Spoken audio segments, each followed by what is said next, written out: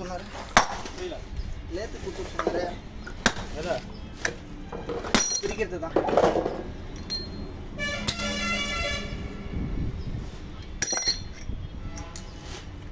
Seal வாங்கிட்டு வரல oil seal இருக்கு வேற உள்ள இருக்கு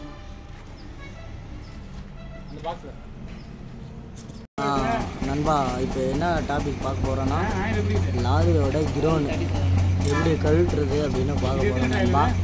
இதான் அந்த கிரவுனோட பேர் என்னன்னா பட்டர்பிளே. அது இல்லை நண்பா.